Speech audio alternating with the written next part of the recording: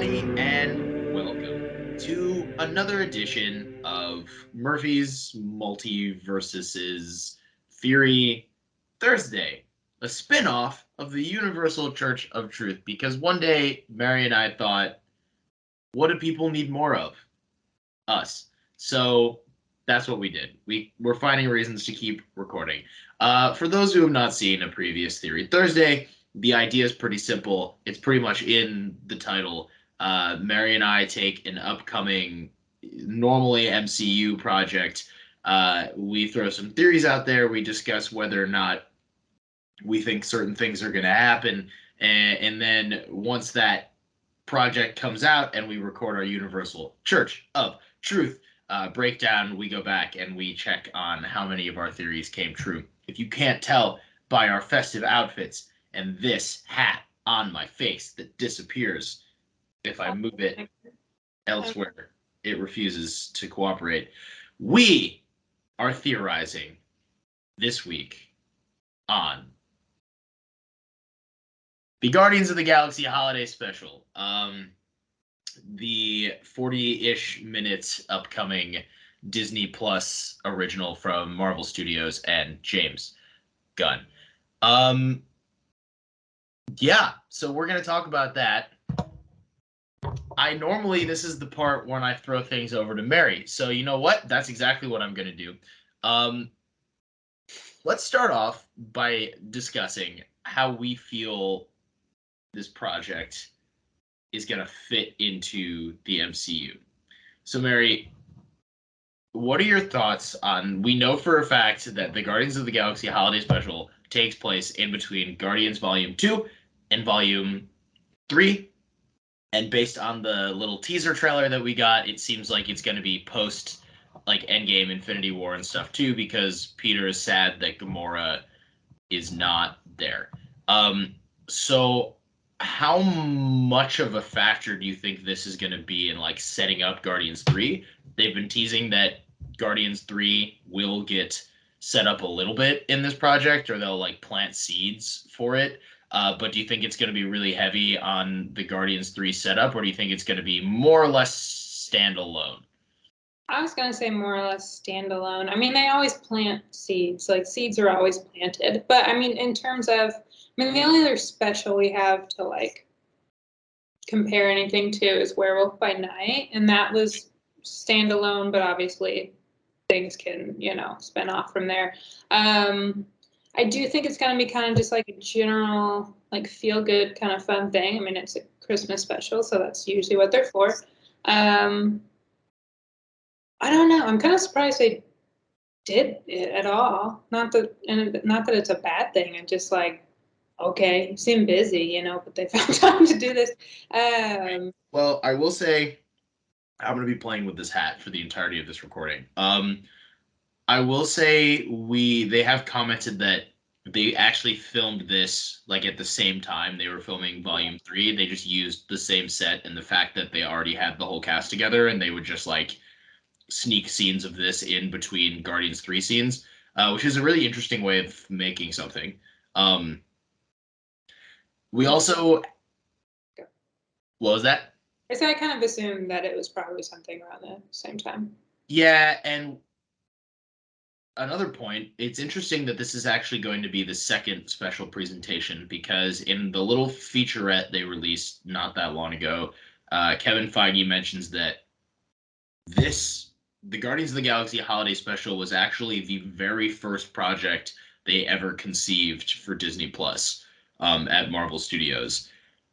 And somehow it took way longer than like multiple full-length TV shows and an entirely separate special presentation before it came out. I imagine because they were waiting for the filming of Volume 3 and all that fun stuff.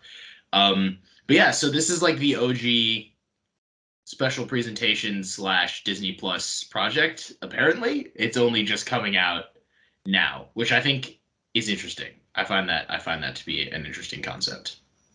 Yeah. Yeah, I mean, it does. I mean, obviously Werewolf by Night, they try to surprise everyone and like announce it, like weeks beforehand. And we've known about this one more or less for a while.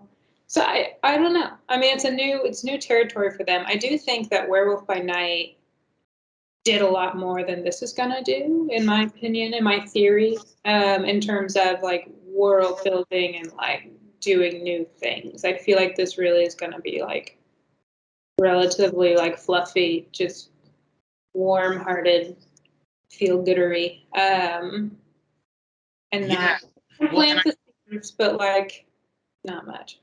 that seems to be I would agree with this theory of yours, Mary.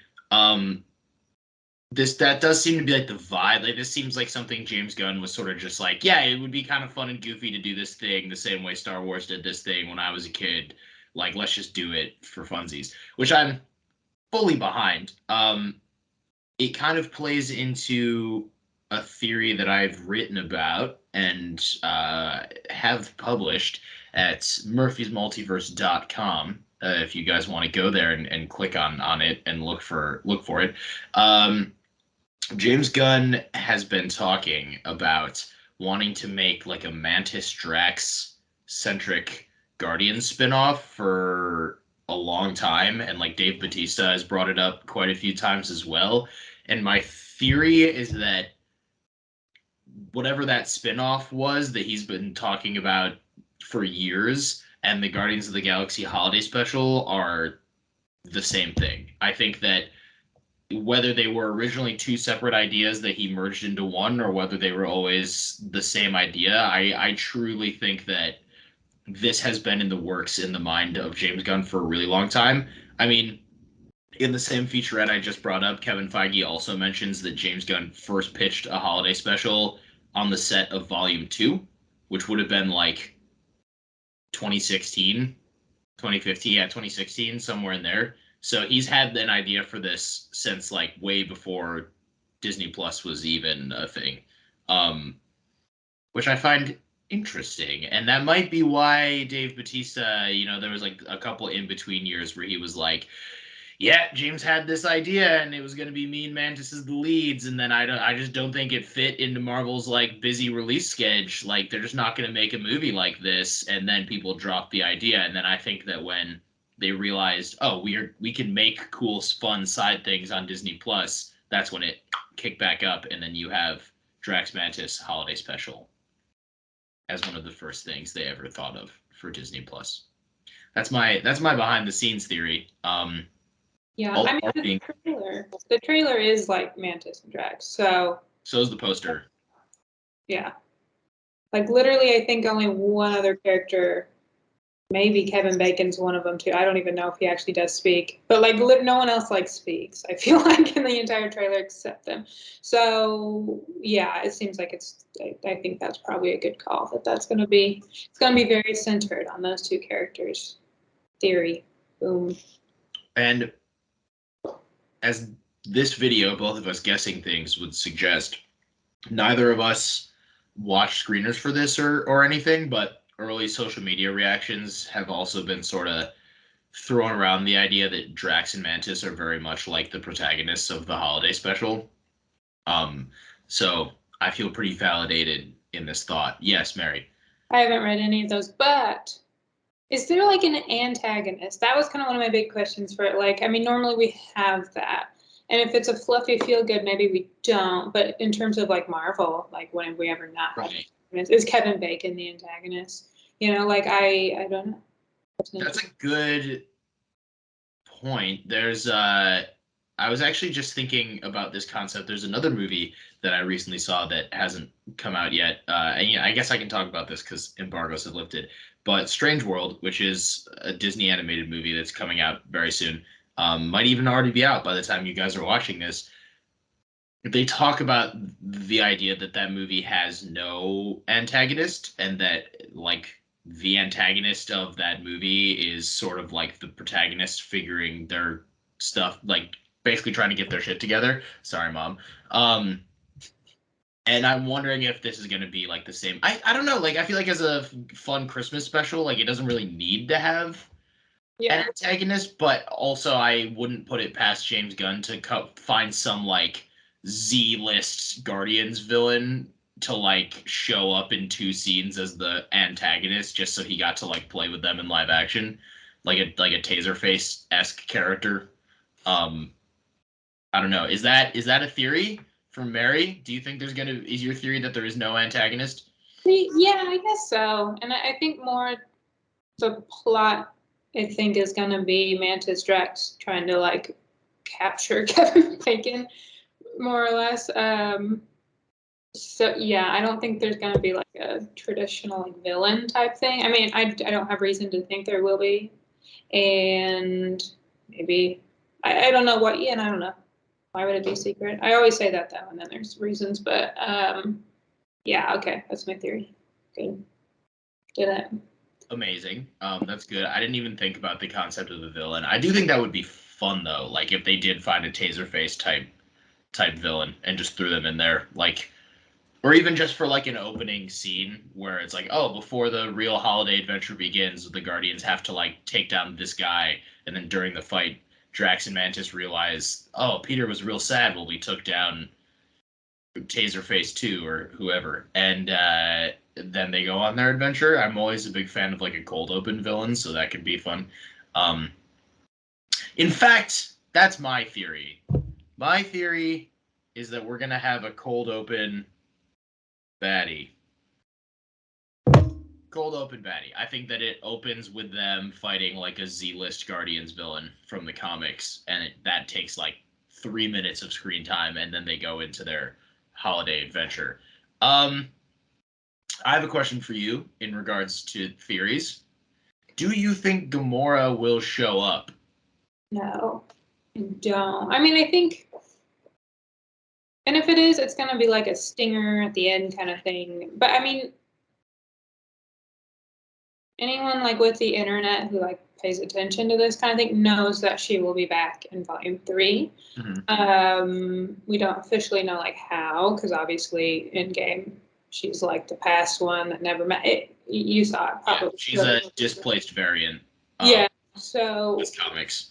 yeah. So but so I don't think so. I feel like I really do feel like this is mostly not going to set much up. And again, you apparently read the early. I think. Why can't I think of it? They're just social reactions. Like Yeah. they weren't like full reviews. They had no spoilers. They didn't say like, oh, this sets up a bunch, or oh, this doesn't. They were mostly just a bunch of people saying, oh, this was really fun and emotional, and Drax and Mantis are great, and that was like the vibe. Yeah. No, so I don't think so. I think they're going to leave that for volume 3. That's my theory. I think you're right. I think Gamora won't be in it, but I do kind of wish that if like this is the only Guardians holiday special we're ever gonna have, I would assume that's the case. It is kind of sad that Zoe Saldana doesn't get to be in it, just because like everyone else, no matter whether their roles are big or tiny or whatever, like everyone else gets to be in it, and it makes me sad that ending picture of like all the Guardians inevitably around a Christmas music scene or something, and there's no Gamora as like single tier. But I mean, I guess that's the vibe. They'll throw like a picture. We'll get like a picture of Gamora on a computer screen that Peter stares at longingly, or something. That's my guess with that. Yeah. All right. Well, let me write that in the books. No Gamora. Hunter says Peter stares longingly at picture of Gamora. That's the finalized theory. Yeah. Groot. This is another thing I want to talk about. In the little teaser and in the featurette and in like the early images we've seen, Groot looks a little different than we've seen. This is no longer teenage Groot. I don't think he's like pubescent. He's like thick. He's thick. He's like a tank Groot. He's like tank Groot, but he still kind of has like baby Groot face. He's like in his awkward years, like his body proportions are all like out of whack, which is funny. Um, I guess my question to you is like, what do you think? Like, we have Groot, we know what adult Groot looks like. We have baby Groot, and we have teenage Groot from Infinity War and Endgame. What stage of life do you think? This is less of a theory and more me wanting to talk about Groot's weird. He's a tree, let's throw that out there before I finish this sentence. This is What? me wanting to talk about Groot's weird body. I What stage of life are you thinking Groot is at? And do you think that he's gonna get like a nickname for this? I mean, I don't know what the nickname would be. I think it's between teenage and adult. Like you said, I don't know why it's all wacky. But I mean, just logically, like. Yeah, because like above teenager is what? Like early adulthood, like your 20s? And like that's where I'm at, and my body doesn't look like that. Okay, he is a CGI tree though. Like in Right. I just feel like if we're basing his dimensions on like human aging. should you? But should you? I mean, we've been calling him Baby Groot, and we called him Teenage Groot. I just feel like the logic Not tracks a little bit. that's not because of his exact proportions though. Like Teenage Groot was introduced like playing a video game and being like sassy, so that was a pretty easy nickname. Right, and they gave him like he was like lanky and weird, and because he's a teenager, you know. Are you just self-conscious? You don't want to think that you have weird proportions in your early I'm 20s? self-conscious because I'm not like tank thick the way that. I don't understand. Like you're comparing yourself to a tree, like a fictional. I'm not comparing myself to a tree. I'm comparing the tree to. Oh, no, definitely. You just said I'm not tank thick. That is you specific. Right. Well, because I'm not tank thick, but I also feel like that was more like in response to what you had said to me and not like my take on the whole situation, if that makes sense. Anyway, I mean, it could be like the joke could maybe be like the rest of his body like grew to like adult proportions, but his head was the last thing to grow, you know? Because we like didn't he's a baby face. Like he's a baby faced adult now. that, then he'll be normal Groot, adult Groot. I don't know. I cannot speak for the creative choices of how to proportion young adult Groot. This could just be what adult Groot looks like now. I remember when he came back in Volume 2, everyone was like, oh, it's Groot and he's a baby now. And I remember James Gunn desperately trying to explain to people that it's actually like a different Groot. Like he doesn't have the memories of his old self and he's not the same. It's like almost like Groot had a baby and this is like a new character technically. So maybe this is just what adult Groot looks like for this Groot. I'm Can you not saying imagine what Groot looks like in Volume 3, though? The very emotional, dramatic Volume 3, and we got Groot with baby head looking like that? I don't think so. It just does. I will say this to that point. I do wholeheartedly believe that James Gunn would make a darker, more emotional Guardians movie and still make Groot look like that for all of it. I think it's kind of like the last like tease of, oh, we're gonna get adult Groot again, right? Because I think a lot of people thought after 2014, like Baby Groot was just like a quick little kind of cute thing, and we relatively quickly, and obviously it's now 2022, and it still doesn't seem to be fully grown. I'm gonna still push back on your idea that he is. I don't necessarily think that he is. I just think that it's like a possibility. Again, this is Theory Thursday. We're just throwing ideas at the wall. Yeah, no, I think it's gonna be like, I don't know. I don't know what to call it. Like more, not really a tease, because I mean we all know like aging works, but like just kind of like, oh, almost there, but we're not at end game level anymore. It's been some time, things have happened, but next time, who knows? His head might be bigger. All right. So how are we putting this in our theories? This is not adult Groot. This is baby face Groot. I actually like baby face Groot. That's like a pretty good. I feel like that could be that could be a producer. Babyface Groot. That's a man who like has made one or two hit songs for sure. Let's go through the other Guardians here because, like you said earlier, it seems like not all of them are going to have huge parts. We know that Rocket is set to be like a main character in Guardians 3. So it makes sense they might not do as much with him in the holiday special because he's already going to have like a central role in the next Guardians thing. Um, do you think that Rocket and Groot and Peter and Kraglin and all of those fun peeps are just going to be like in a scene in the beginning and a scene in the end, and then the rest of it is just Drax and Mantis on Earth? Or do you think they're going to have like more of a role than that? I think more technically than what you described, but like in practice, probably not much. Like I think Peter, like it seems to be Mantis and Drax are trying to like cheer Peter up. So I mean, we're gonna get probably multiple different times shots on him and his sadness or whatever, and then his happiness. So I think more than just beginning, just end. But I do feel like Rocket's like barely gonna do. Yeah. That's a theory, not based on that much, other than kind of your point, and his lack of anything in the trailer. Um, Rocket. I think if anyone else is like a significant character, I mean Peter, just because he seems to be the focus of the goal, you know. I would bet. Here's my theory for Peter in this. I think we're gonna get Peter like Chris Pratt in person with the team at the beginning and the end, and I think for most of the middle, it's going to be like Drax and Mantis causing a ruckus on Earth. Like chasing Kevin Bacon through L.A., doing whatever it is they're doing, and then Peter is gonna. Because I would assume that what they're doing is supposed to be a surprise for Peter.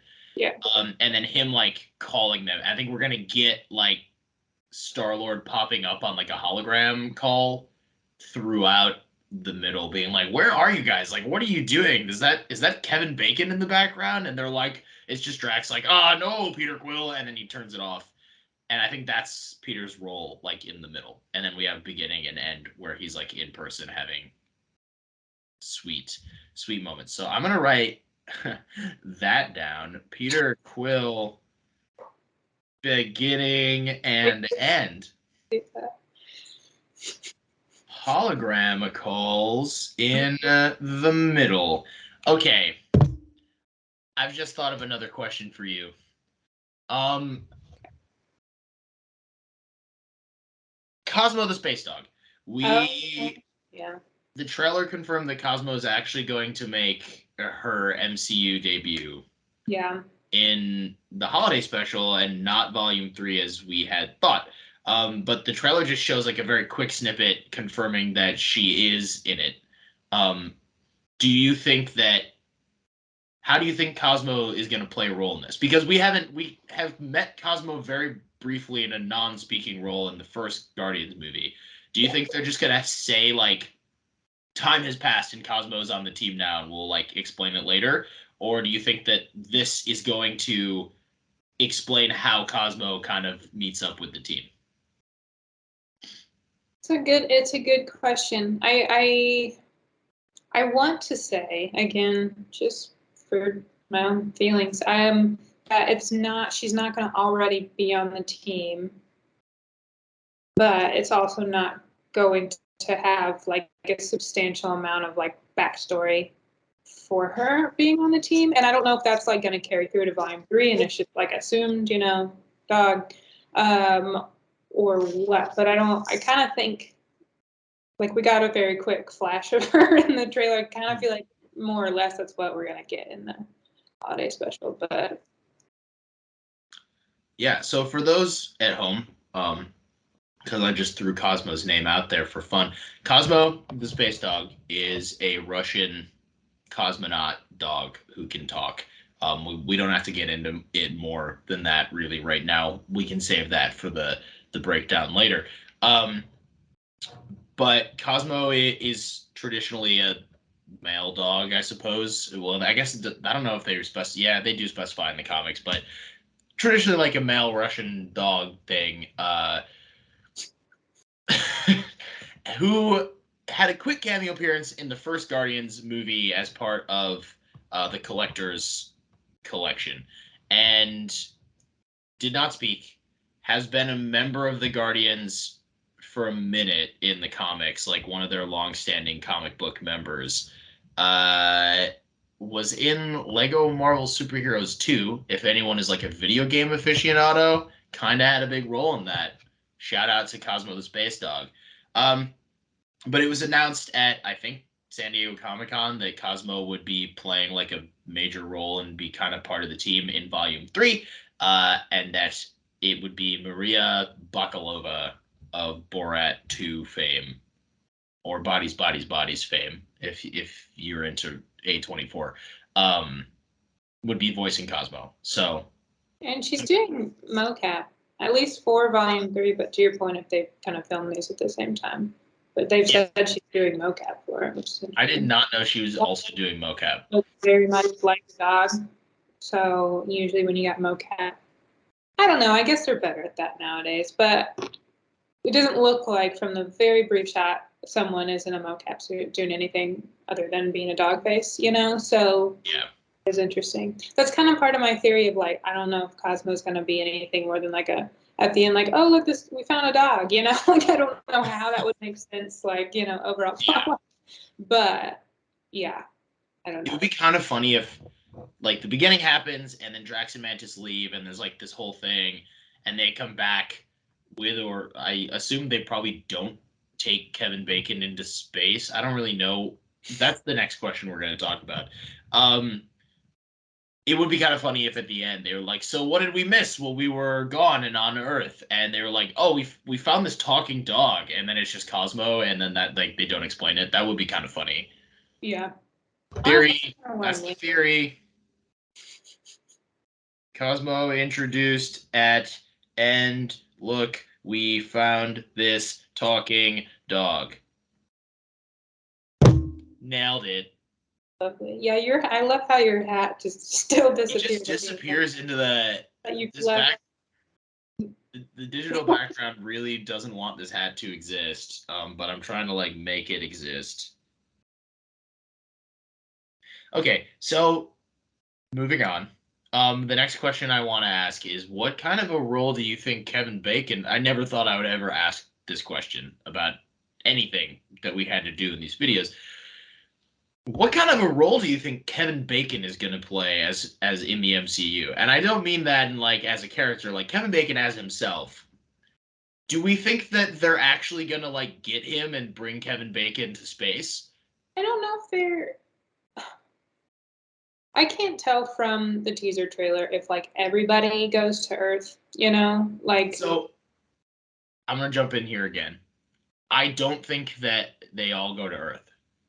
okay, I don't. And I think that because James Gunn on multiple occasions has very explicitly stated that he doesn't think Peter Quill doesn't go to Earth. That's one of his rules. Like Peter's like the one Earth guy who goes to space and he doesn't go back to Earth, and he only accepted Peter going back to Earth for Endgame and Infinity War because of like the circumstance of Thanos and stuff and all of that fun stuff.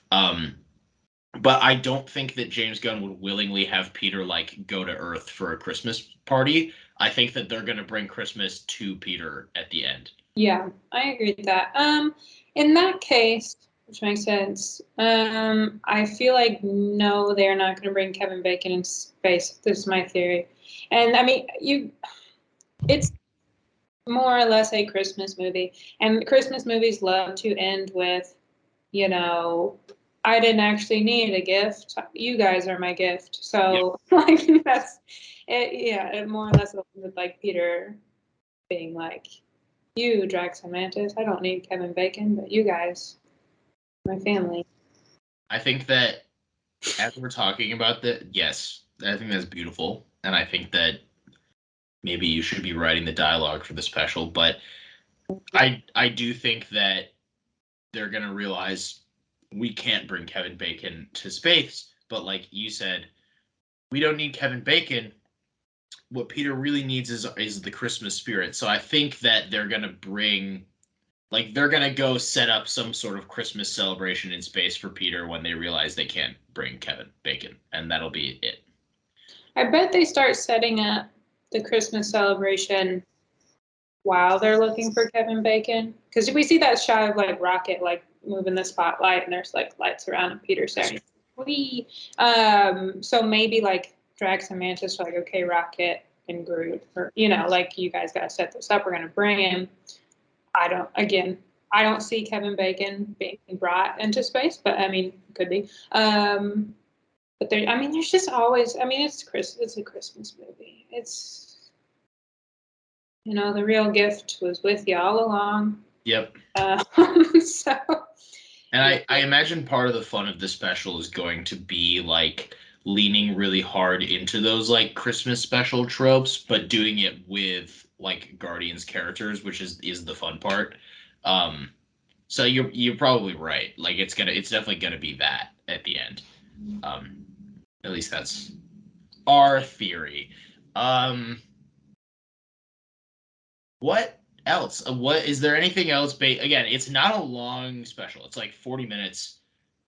It's like the length of I think based on what we know, it's shorter than Werewolf by Night. Like it's not anything crazy long at all. So there's not going to be like that much happening in it, and the teaser doesn't give away that much. So I'm not really sure like how many more things we can theorize on. Is there anything else from like the trailer or the featurette or anything that you were like, we could theorize on this and we could maybe like come up with some neat stuff? I'm gonna be real honest. Whatever featurette you're talking about, I have not watched. Oh gosh, you can't tell the folks at home that. I can because you've been clearly watching it, so you've brought all that information forward. I don't know. I don't know. I sometimes keep losing track of shit with Marvel lately. There's a lot of stuff happening. Yeah. Yeah. But and it's a holiday special. And to be fair, I don't watch a lot of featurettes anyway, so I can't say the last time I've watched any featurette. So I don't think it's really specific to this situation. I watch every featurette. I just watched this one because it's like there's literally 2 pieces of marketing for the entirety of this, and it's the teaser and the featurette, and the featurette is less than 2 minutes long. So I was like, I'll watch it, and I did. For some reason, things like that like bother me a little bit because of like my suspension of disbelief. Like I don't want to be reminded it's not. Like I know it's not real, but like. Want to watch the talking dog from space and think this is fake, or the talking raccoon from space. Well, I don't know. Or the talking tree from space. I don't love, and ironically, as someone who does videos like this or writes articles or reads articles or whatever that talks about behind the scenes stuff or people talking about things, whatever. But I just don't like it. I will not watch the assembled stuff for that reason. It like ruins the show for me after the fact. I'm behind on Assembled, admittedly. I like watching it, but like after I would want to watch the movie and sit on the movie for a while, maybe even watch it twice, and then get into the like behind the scenes stuff. Me personally. I think I watched like WandaVisions. I think I watched Loki's. Random. I mean, not quite random too early on, but I didn't watch.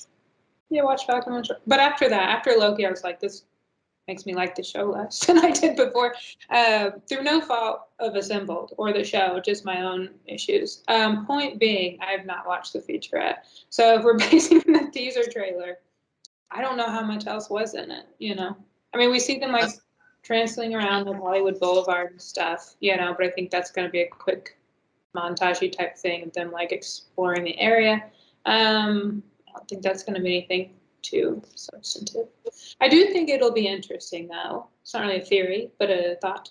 To the extent they are, waltzing around and they're at the Chinese theater in Hollywood and whatever, are people recognizing them? Because we don't fully understand how things work after Endgame. They seem to recognize a lot more people or know about a lot more people. I'm sure in Kamala's, that's our vice president, Kamala, I'd do that. I think her what is it? This I can't think of it. It's a little animated thing at the beginning of Miss Marvel that had the Battle of Earth. I think they were in it. So like Avengers Con had like Groot merch. Yeah, because we talked about it. Yeah. So I think that's about that quite a bit. That's true. And I mean, I know that Hollywood Boulevard and like the Chinese theater and all that often have people doing cosplay, and like in the same way that New York City Times Square, there's always like the Times Square Elmo and like Spider-Man and stuff like that. You have an Elmo?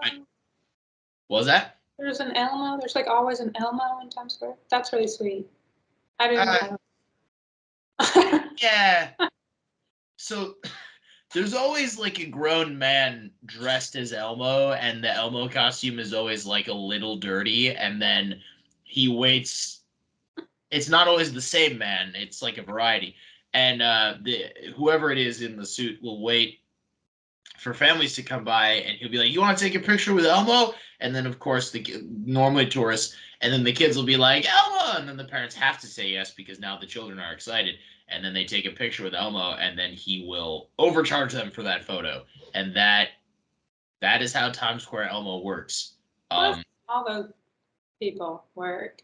I mean, Yeah, but it's like I'm also not convinced that Times Square Elmo wouldn't like mug someone, if that makes sense. I don't think he would in the suit, but I'm also not convinced that he hasn't. Like if someone's like Times Square Elmo held me at knife does point. it only apply to Times Square Elmo versus everybody else in Times Square? I feel this way about all of the Times It's not Square. always the same guy in the Elmo suit. I feel this way about all of the Times Square. It's just you had to be like if someone came up to me and they're like, I was walking through Times Square and I got mugged by Elmo, I would believe them. And I would not be surprised either. That's the thing. I've seen the Hollywood ones plenty of times. I don't think they're mugging people on like the regular, but they could. I mean, I you feel like can't the say Times they Square are. Elmo might mug people on the regular. That's what I'm saying. I'm sure a lot of people will take pictures from afar and they get mad. They're like, honey, mugging. Or not. I don't want to disparage. I don't know what to call that line of work. Dressing, dressing up as Acting. It's characters called acting. for okay, acting. Sorry, I don't know. theater, drama, maybe. Theater. I can. Yes. It's just a bunch of failed theater kids who dress up as Sesame Street characters and then mug people. I hope people come after you for that statement. I hope someone watching this is in that industry of drama and they cancel you. I hope that I do kind of hope that I get canceled in the like Times Square dress up community for this video.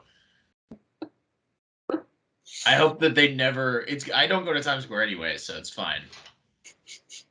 But it would be kind of funny if the Times Square is like gun free zone, hunter free zone. They don't want me there. Anyway, that feels like we've run out of things to theorize. So I think this is maybe a great time to end our little Theory Thursday vid.